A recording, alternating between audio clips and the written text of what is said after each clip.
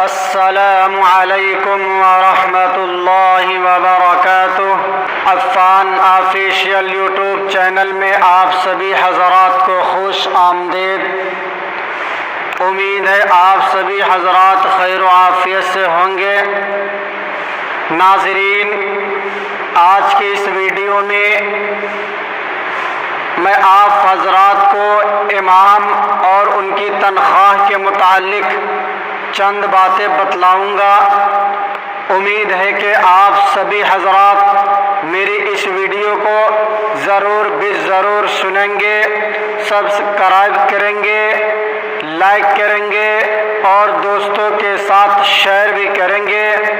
ناظرین، قرآن مجید میں ہے یوم ندعو کل اناس بامامہم کہ قیامت کے دن لوگ اللہ رب العزت کے دربار میں امام کی قیادت میں حاضر ہوں گے۔ دنیا میں بھی اس کا مرتبہ عظیم ہے اور آخرت میں بھی اس کا مرتبہ عظیم ہے، اور یہ امام اللہ رب العزت کی بارگاہ میں ہماری عبادتوں کا وکیل ہے۔ لیکن ناظرین، آپ نے کم تنخواہ میں امام حاصل کرنے کے لیے امام ایسا مقرر کر لیا جو شریعت کے احکام سے واقف نہیں ہے۔ اس نے ایسی قرات کر دی کہ نماز خراب ہو گئی، اس کو سجدہ سہو کے مسائل معلوم نہیں ہے، بے جگہ اس نے سجدہ سہو کر دیا جہاں سجدہ سہو نہیں کرنی چاہیے تھی۔ تو آپ سوچئے آپ کی نماز ہوگی؟ ہمارے پیغمبر جناب محمد الرسول اللہ صلی اللہ علیہ وسلم نے ارشاد فرمایا الامام ضامن کہ امام مقتدیوں کی نماز کا ضامن ہوتا ہے۔ اگر امام کی نماز فاسد ہو جائے اور آپ کتنی بھی اچھی نماز پڑھے، آپ کو نماز لوٹانی پڑے گی، اور اگر امام کے پیچھے آپ نماز پڑھ رہے ہیں اور کوئی سہو آپ سے ہو گیا تو آپ پر سجدہ سہو واجب نہیں ہوگا۔ غور کیجئے، آپ کی نماز شروع ہوتی ہے اللہ اکبر سے، آپ نے ایسا امام مقرر کر لیا جو تجوید کے قواعد سے واقف نہیں تھا، اس نے کہہ دیا اللہ اکبر، کوئی زیادہ تبدیلی نہیں کی، صرف ایک مد کا اضافہ کر دیا۔ آپ دنیا کے کسی بھی مفتی سے جا کر پوچھئے، وہ سب کہے گا آپ کی نماز درست نہیں ہوئی۔ فقہائے کرام نے کہا ہے کہ ایسا کہنے والا کافر ہو جائے گا، کیونکہ اللہ اکبر اس میں اللہ رب العزت کی کبریائی اور بڑائی کا بیان ہے کہ اللہ سب سے بڑا ہے، اور اللہ اکبر کے معنی کیا اللہ سب سے بڑے ہیں، یعنی اللہ رب العزت کی کبریائی اور بڑائی میں شبہ کر رہا ہے، شک کر رہا ہے۔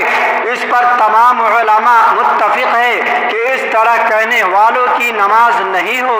ناظرین، رسول اکرم صلی اللہ علیہ وسلم نے ارشاد فرمایا کہ حاملین قرآن یعنی قرآن کا علم رکھنے والے کی عزت کرو، ان کی تعظیم کرو، بے شک جس نے ان کی عزت کی اس نے میری عزت کی۔ تنخواہ اچھی دینا بھی ان کی عزت میں داخل ہے۔ یہ اسلام کا جھنڈا بلند کرنے والے ہیں اور اسلام کو بڑھاوا دینے والے ہیں۔ حدیث پاک میں ہے کہ جس نے حاملین قرآن کی عزت کی اس نے اللہ رب العزت کی عزت کی، اور جس نے ان کی توہین کی اس پر اللہ کی لعنت، رسول کی لعنت، فرشتوں کی لعنت۔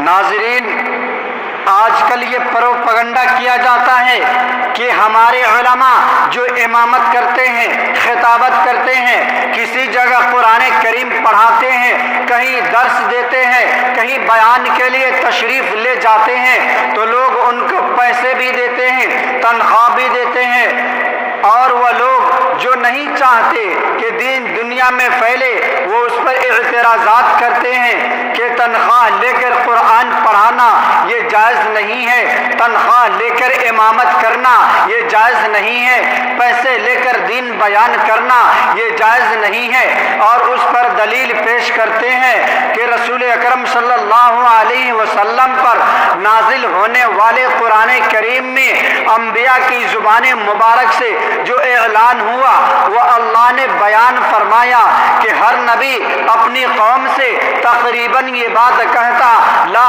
اسألکم علیہ اجر، کہ میں تم کو دین سمجھاتا ہوں، اس پر میں تم سے پیسے نہیں لیتا۔ نبی بار بار یہ کہتا ہے میں تم سے دین بیان کرتا ہوں، میں اس پر پیسے نہیں لیتا، میں تم سے مفت دین بیان کرتا ہوں۔ اور یہ علماء پیسے بھی لیتے ہیں، دین بھی بیان کرتے ہیں۔ یہ دیکھیے کتنا بڑا پلان ہے دین کے خلاف، اور عنوان کتنا اچھا ہے کہ یہ دین پر پیسے، یہ تو دنیا داری ہے۔ تم میں اور کالج والوں میں کیا فرق ہے؟ تم میں اور مزدور میں کیا فرق ہے؟ یہ دنیا پر پیسے، تم دین پر پیسے، یہ جائز نہیں ہے۔ یہ دیکھیے انہوں نے لیبل کتنا اچھا لگایا ہے کہ ہر بندہ فوراً قبول کر رہا ہے۔ میں نے کہا ہمارے نبی پاک بھی فرماتے تھے، کہنے لگا حضور بھی فرماتے تھے، یا قوم لا اسألکم علیہ اجرا، کہ میں تم سے مفت دین بیان کرتا ہوں، اس پر میں تم سے پیسے نہیں مانگتا۔ میں نے کہا یہ جو اللہ کے نبی فرماتے تھے یا قوم لا اسألکم، کہ میں تم سے پیسے نہیں مانگتا، تم ضمیر سے مراد ابو بکر ہے یا ابو جہل ہے؟ کہنے لگا ابو جہل ہے۔ میں نے کہا اب فیصلہ تیرے ہاتھ میں ہے، تم ابو بکر کے صف میں رہو گے یا ابو جہل کے؟ اب چپ ہو گیا۔ ناظرین، فیکٹری کے مالک نے اور اس کے بیٹے نے عالم بن کر جمعہ پڑھانا نہیں، اور جس نے جمعہ پڑھانا ہے وہ غریب ہے، اس کو تنخواہ دینی نہیں، تو پھر جمعہ پڑھائے گا کون؟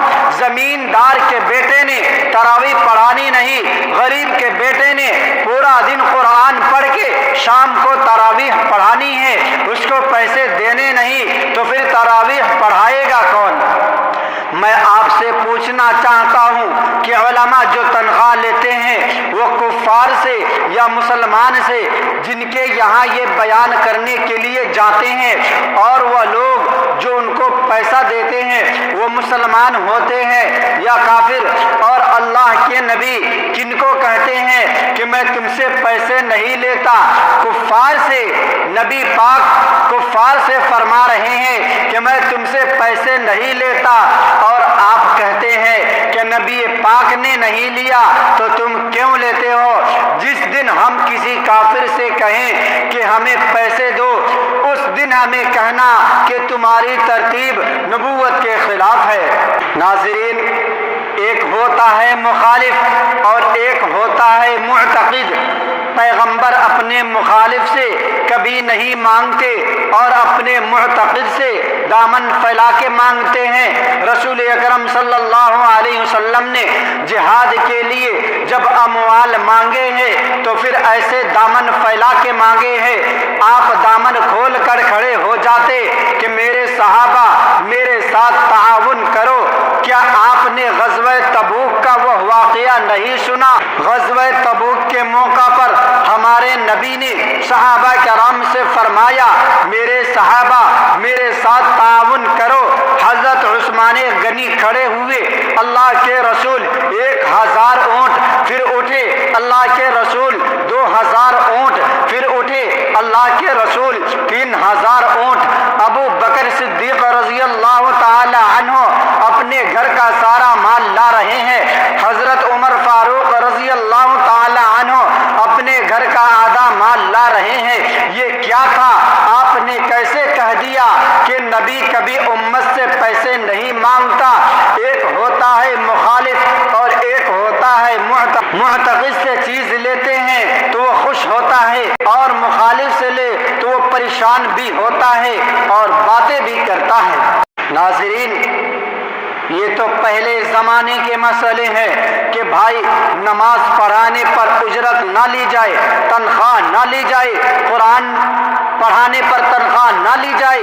یہ دور اول کی بات ہے، اسلامی حکومت تھی اور بیت المال سے ان لوگوں کو وظیفہ دیا جاتا تھا، تنخواہ دی جاتی تھی، لوگوں کو دینے کی ضرورت نہ تھی، لیکن چونکہ ہمارا ملک دارل اسلام نہیں ہے اور بیت المال کا نظام بھی نہیں ہے، تو اب اماموں کی تنخواہ، مؤذنین کی تنخواہ، خادمین مسجد کی تنخواہ، بچے پڑھانے کی تنخواہ لوگوں کو دینا ہی پڑے گا۔